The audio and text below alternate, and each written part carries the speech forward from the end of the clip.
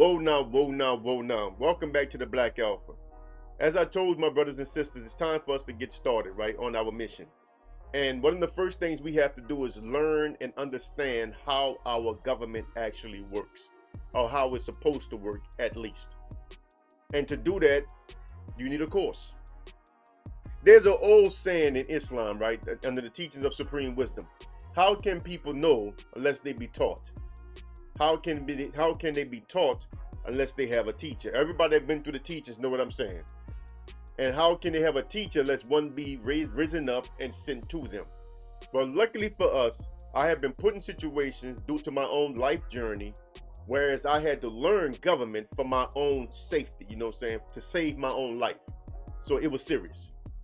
And the things that I'm about to discuss with you is going to be real simple, just a fundamental baseline to show you how our government structure is supposed to be set up.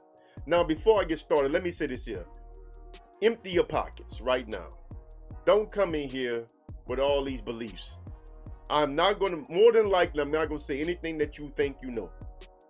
And the sad thing is that this is fundamental. But I'm about to tell you the kind of stuff we should have learned in the 6th, 7th grade in school. This is going to be real fundamental, but most of you don't know it. And that's no jab at you. But the problem is we want to believe what we want to believe. We seek confirmation bias all the time. We have all our beliefs set and we just look for somebody to tell us that we are right. Take, for instance, when Brother Polite was going from hood to hood, scamming you dumbass niggas talking about they got some kind of secret bank account associated with your birth certificate number. I went around giving lectures telling people that it wasn't true. Yes. The crazy thing is that even though my credibility is intact 100%, Polite is still more trusted than I am. You can't make this up. Niggas would still ask him a question before they asked me a question, knowing that he scammed them and knowing I had to come behind and clean up his mess. Real talk. But I bet some of the same people that I help would still sit there and look for niggas like Polite to give them answers. You can't make it up. And this is why we are in the situation we're in. Long story short, there is no bank account associated with your birth certificate number.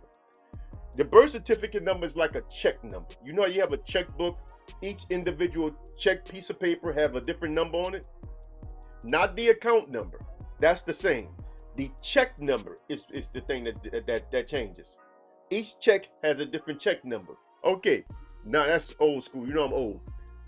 So the birth certificate number is just that. If you get another birth certificate tomorrow, it's going to have a different check number.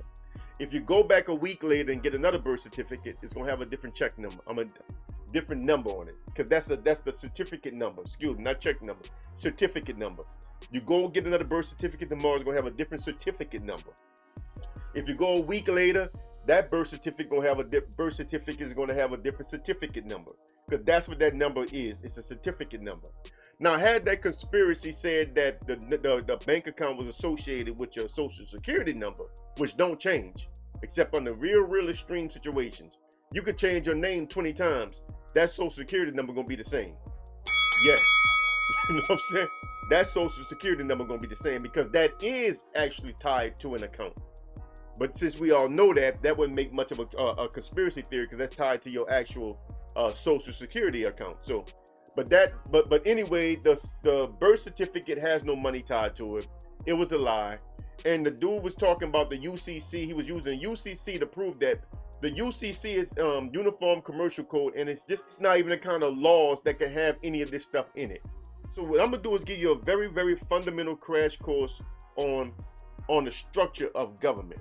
But before I get started, let me say this: like the video, share the video, subscribe to the channel, hit the bell icon to receive notification or drop more videos. And remember, the YouTube algorithm does not like me, so hit the bell icon. Now, this is a much needed discussion, so I know it's gonna be kind of boring to most of y'all, but listen, we need to know this stuff. Seriously. We talk about building enclaves and communities and everything. We can't build a community if we don't understand how this stuff works.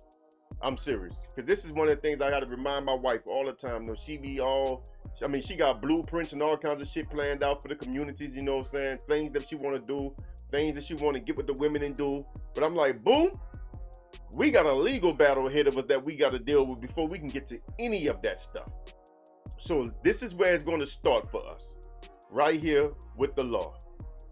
Now, as you can see, the first thing you have is the legislative, executive, and judicial branch, right? That's the three branches of government: legislative, executive, and judicial branch. The legislative branch make laws. The executive branch execute those laws, put them in force, right? The judicial branch review those laws. So let me explain how this thing goes. Congress, state legislative, and city council. That's your legislative branch. They make the laws. Congress make laws for on the federal level. State legislative make laws on the state level. City council make laws on the city level. Well, city council laws are different. City council has a different power, so most of their laws are not really true criminal laws. They can do like small stuff like criminal trespass and stuff like that, right? You know what I'm saying? Smaller laws. But they don't really deal with like real crimes. Crimes are state laws. That's why if you ever get arrested for anything above a so-called misdemeanor, which is city level, then it would be you versus the state. But if you're arrested for a misdemeanor, it's you versus the city. You see how they go? So it's federal level, state level, city level, local level rather. And all three branches have that. The executive branch is your president on the federal, your governor on the state, and your mayor on the city. There you go again. President, governor, mayor. Federal, state, local. Your judicial branch. Again, you got your Congress on your federal, your state court, your state Supreme Court on your state level, and your municipal court in your city. Again, the municipal court has a different power, but I'm just showing you that there are three branches. These are the three branches. Now, it's important to understand this here, because if you recall years ago, I told you the story about how they was always talking about how Obama passed all these executive orders, and he did these executive orders, more executive orders than anybody else, and this and that. And the liberals on the other side was blaming Obama for not doing something for the gay people, talking about he had the opportunity, he could have did it by executive order. Okay, listen people, executive orders are not laws. Executive orders come from the executive branch and they do not make laws. Look at it. The executive branch does not make laws. So an executive order, which falls under the executive branch, is not a law. Only the state legislature or the federal or the Congress can make laws, or your city council. That's where your laws come from. On a federal level, the laws are called acts, A-C-T, acts, an act of Congress. State level, it's an act, it's a state act, A-C-T. And on the city level, it's often called ordinance, O-R-D-I-N-A-N-C-E, ordinance, right? State ordinance, city ordinance, right? And that's the difference, right? But the executive branch does not make laws. Understand that. So anything coming from an executive branch is not law. I don't care what Biden say through executive order. It's not law. Executive orders can affect any agency under the executive branch of government. So his executive orders can affect how they function to some degree. His executive orders can affect a lot of stuff, but what they can't do is affect you and I. They don't make laws for us. They don't make laws for companies that are not contracted with the government. And that's a stretch. To apply an executive order to companies that are doing business with the federal government is still a stretch. And somebody needs to challenge that, because I'm not sure if that works. And I don't want to get ahead of myself right now. I don't want to get into that right now, but that will fall under something else. Anything coming from an executive order is not a law.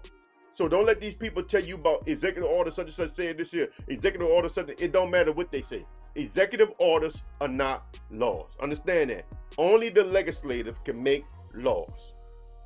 The judicial branch evaluate laws or review laws. But the problem is you cannot argue, say for example, you want to say some executive order is unconstitutional, you're trying to bring it to court. The courts are not going to hear that case, because no executive order is constitutional, because executive orders don't have anything to do with constitutional rights. Do you understand? They are not laws.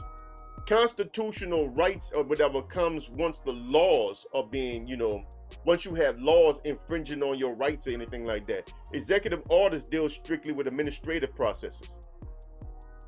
It just don't have that force behind it. And this is the confusion that people like Polite and Brother Ali, this is the confusion they have. They don't understand the difference in these laws. And part of the reason why they don't understand the difference is because it's so many of these suckers, bro. Let me show you this here. I want you to look at this. These are the type of laws that we deal with in our society. I hope it's not blurry on the screen. You got criminal law, constitutional law, family law, common law, labor law, intellectual property law, international law, property law, tort law, administrative law, civil law, tax law, immigration law, corporate law, contract law, environmental law, private law, commercial law, public law, admiralty law, real estate law, procedural law, bankruptcy law, health law. Now, the problem is, truth be told, you only got 3 categories of laws. That's it. Common law, administrative law, and civil law. That's it. Common law, administrative law, and civil law. Constitutional law is not a real thing because constitutional law deals with limitation on government. You learn constitutional law to keep government in check, to keep police in check, to keep your state in check, to keep your city council in check. That's why you learn constitutional law. But every city also has a charter, and every state also has a constitution. But all of the charter and the state constitution must be in line with the federal constitution. So if you learn the federal constitution, you pretty much learn the state constitution and the city charter automatically. I know this is a boring conversation, but y'all need to hear this here. So constitutional law is really kind of a misnomer because that's really limitations on government. A lot of people, like the Bill of Rights, for example. A lot of people don't know that the Bill of Rights, let me get off of this here. A lot of people don't know that the Bill of Rights is not really rights. There were restrictions and limitations on government that were added to it to have specific language in it, right? Because the way the Constitution was originally drafted, it was kind of vague in certain areas. So what they did was they put specific language in there that said you shall have the right to bear arms. But what you don't understand is when they saying you shall have the right, it also means that the government can't ever take it from you.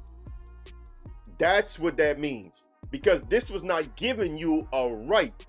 This was saying that you, under no circumstance, can these rights be taken from you. So everything it says in the so-called Bill of Rights, right, which are the first 10, though, that's it. The first 10 amendments. The rest of them shits, don't worry about it. The first 10 amendments to the Constitution, right? Those are the actual Bill of Rights.